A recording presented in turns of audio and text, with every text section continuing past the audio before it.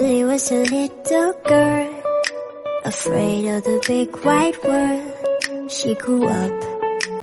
Hello friends, welcome back to my YouTube channel. মই ভাগ্যশ্ৰী আকৌ আইছো আপোনালোকৰ ওচৰলৈ। আশা কৰোঁ সকলো চাগে ভালে আছে, কিন্তু যেটো গৰম দেখিছো কাৰো জায়গা অৱস্থা ভাল নহয় মই বুজিব পাৰিছো।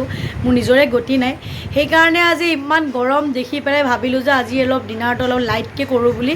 সেইভাবে মাছ আনিলে, মাছৰ লগত আজি ভুলৰ তৰকাৰী বনাম নেমু চেপি। একদম মানে আগৰ দিনৰ মানুহে যেনেকৈ খাইছিলে তেল চেল কমাই দি একদম অকণ অকণ মছলা দি তেনেকৈ আজি বনাম মই।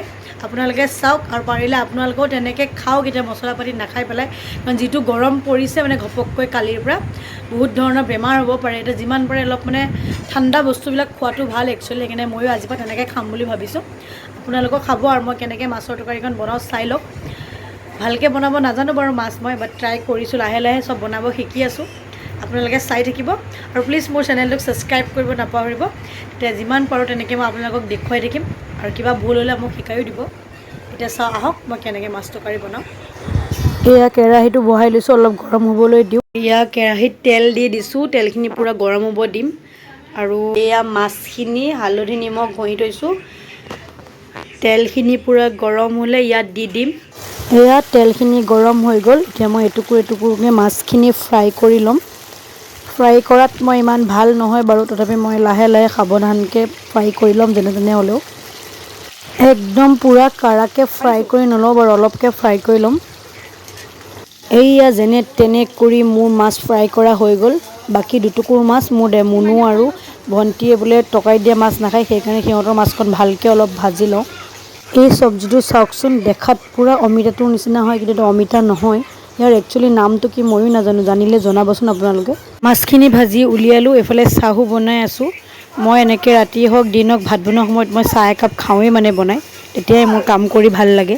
আৰু এয়া এইফালে মই পিঁয়াজ ভাজিছোঁ, এতিয়া জলকীয়া একদম এটুকুৰ দিছোঁ, কাৰণ ঘুটুও যিহেতু তৰকাৰীখিনি খাব একদম জ্বলা নিদিওঁ, যে একদম চিম্পলকৈ বনাম, জ্বলাও নিদিওঁ, খালি টেঙা হ'ব তৰকাৰীখিনি। আৰু এতিয়া পিঁয়াজখিনি ভজা হৈছে, এতিয়া ভোলখিনি ইয়াত দি লওঁ। ভোলখিনি দিয়াৰ লগে লগে ইয়াত অলপ মই চব্জি পাউডাৰ, জিৰা পাউডাৰ, অলপ সোৱাদ অনুসৰি নিমখ আৰু হালধি চব দি পেলাই ধুনীয়াকৈ গোটেইখিনি মিলাই লৈ পেলাই অলপমান মই ভাজি ল'ম। ভালকৈ ফ্ৰাই কৰি লৈ পেলাই এইখিনি মই অকণমান ঢাকি দিম, পানী নিদিওঁ, পানী নিদিয়াকৈ ঢাকি দিম। ভোলখিনি ভাজি ভাজি ঢাকি দিলোঁ অলপ সিজিবলৈ, সেইখিনি সময়তে মই নেমুটো কাটি লৈ নেমুৰ ৰসখিনি উলিয়াই লওঁ। নেমুখিনি ভালকৈ চেপি লৈ ৰসখিনি উলিয়াই লওঁ, তাৰপিছত ৰসখিনিত অলপমান পানী মিলাই দিম, যাতে বেছি কাঢ়া হৈ নাথাকক ৰসখিনি। এয়া ঢাকি থোৱা ভোলখিনি এতিয়া ওলাইছোঁ, এয়া অলপ অলপকৈ ভোল আৰু আলু সিজিছে, এতিয়া অলপমান ভাজি লওঁ আকৌ। তাৰপিছত ইয়াতে পানী ঢালি দিম, যিহেতু আমি জোল খাম অলপ পনীয়া হ'বই লাগিব, আৰু অকণ ভালকৈ লৰাই পেলাই এতিয়া এইখিনি মই ঢাক মাৰি দিম অলপ উতলাকৈ। এইফালে চাওক মই কি ধুনীয়াকৈ মাছখিনি সজাই থৈছোঁ নেমু ৰসৰ লগত, ধুনীয়া লাগিছে ন। আৰু এইফালে মোৰ তৰকাৰীখিনি উতলি গ'ল, এতিয়া মই এটুকুৰ এটুকুৰকৈ মাছ দি দিম তৰকাৰীত।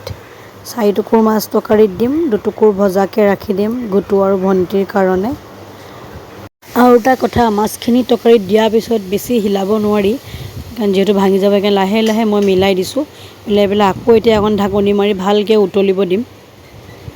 এয়া অৱশেষত পূৰা মোৰ ভোল আলু মাছ সকলো ভালকৈ সিজি উতলি গ'ল। তাত এতিয়া মই চেপি থোৱা নেমু ৰসখিনি দি দিম। আৰু নেমু ৰসখিনি দিয়াৰ পিছত আৰু বেছি টাইম গেছটো ৰখাই ৰাখিব নোৱাৰি, এতিয়া মই গেছ বন্ধ কৰি দিম। আৰু এয়া মোৰ ভোলৰ তৰকাৰী হৈ গ'ল। তাৰ লগতে চাওক আজি মই কি কি বনাইছোঁ।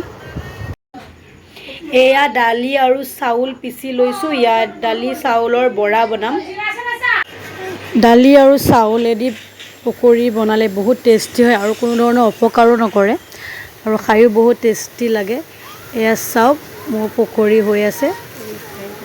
তাৰ লগতে এয়া মই সৰু সৰুকৈ ভেন্দি কুটি থৈছোঁ, ভেন্দিখিনিও এতিয়া ভালকৈ ভাজি ল'ম। আৰু এটা কথা জনাবাচোন, ভেন্দি ভাজি আৰু কোনে কোনে বেয়া পায় মোৰ নিচিনা। মই ভেন্দি ভাজিবলৈ বিৰাট বেয়া পাওঁ, কাৰণ বেছিকৈ হিলাবও নোৱাৰি, ঢাকিবও নোৱাৰি, ইয়াত পানীও দিব নোৱাৰি, খালি এনেকৈ ল' ফ্লেমত দি বনাবলৈ বৰ দিগদাৰ পাওঁ মই আচলতে। প্ৰথম যেতিয়াতো মই ভেন্দি ভাজি বনাইছিলোঁ, পূৰা পানী দি উতলাই পেলাই কিবা বেলেগ ভাজিয়ে বনাই দিছিলোঁগৈ। এতিয়া বাৰু শিকি গ'লোঁ বনাবলৈ। চাওক হৈছেনে মোৰ ভেন্দিখিনি ভাজা। লগতে এয়া দুটা বিলাহীও পুৰি লৈছোঁ, পিটিকা বনাম। আজিৰ ডিনাৰৰ কাৰণে ইমানখিনিয়ে আছিলে। ফাইনেলি আমাৰ আজি ৰাতিৰ সাজ হৈ গ'ল। আমি এতিয়া খাই লওঁ আৰু আজি ভিডিঅ'টো ইমানতে সামৰিছোঁ। কেনেকুৱা লাগিল জনাব প্লিজ।